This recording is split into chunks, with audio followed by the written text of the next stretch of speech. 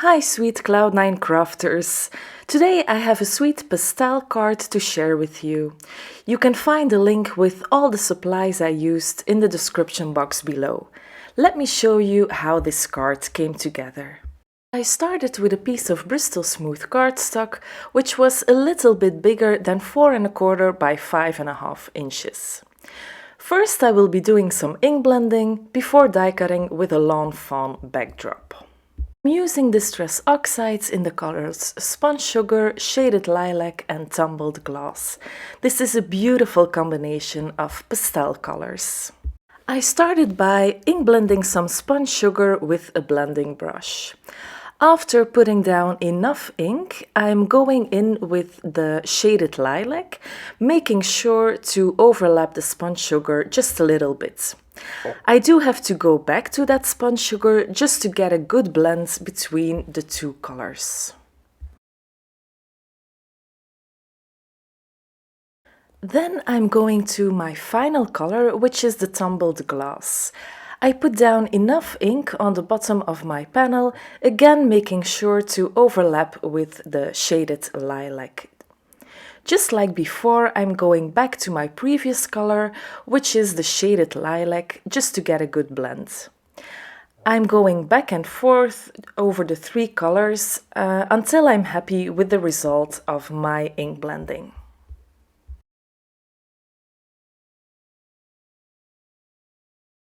So here you have the finished panel. Isn't it just gorgeous? I am totally in love with this color combination. After letting my background dry a little bit, I am taking my stitched snowflake backdrop and I put it on my blended panel before running it through my die cutting machine. This gives a lovely detail to my background without too much effort. Now it's time to work on my sentiments. For this I'm stamping one of the giant holiday messages on some Transotype perfect coloring paper. I am prepping the cardstock with my powder tool and then I'm using Versamark ink to stamp my sentiment since I'm going to black emboss this. After closing the door of my MISTI, I am pressing firmly with my fingers and then with my stamp press tool from Pink Fresh Studio. Then I'm sprinkling on some black embossing powder from Lawn Fawn and tapping off any excess before heating it with my heat tool.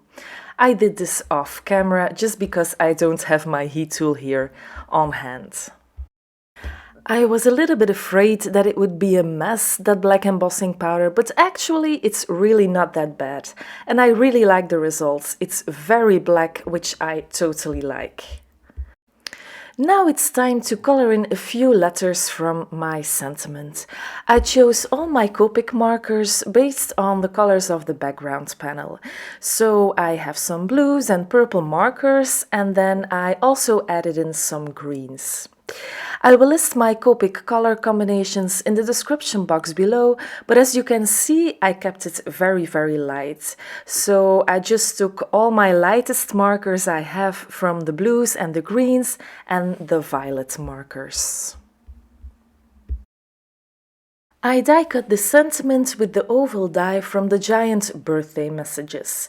This just gives some plain stitching around that sentiment.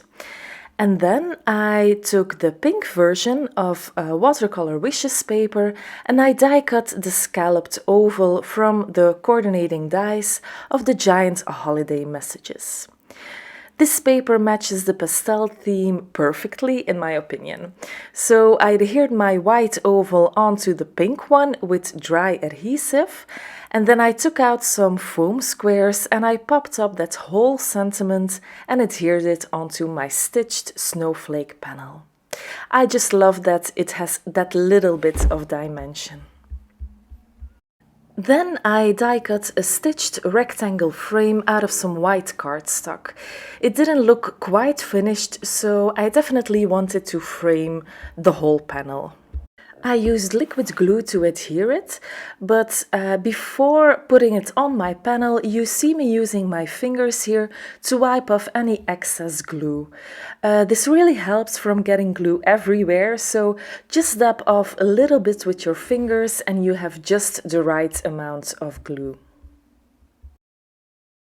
For my card base, I'm taking white cardstock, which is 5.5 by 8.5 inches, and I'm scoring it at 4.25. Then I can fold it nicely with my bone folder.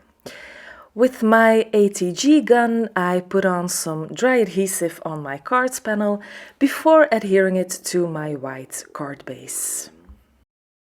For a little added detail, I'm taking some Nuvo Jewel drops in the colors Rosewater, Pale Periwinkle and Sea Breeze.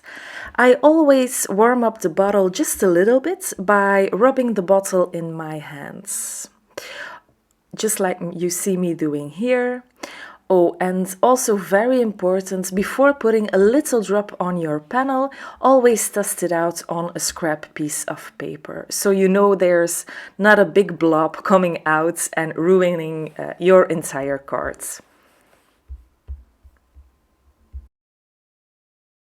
So this finishes off my card for today.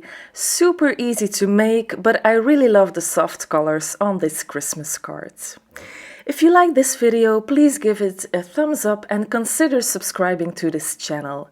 Thank you so much for watching, and I will see you very soon. Bye!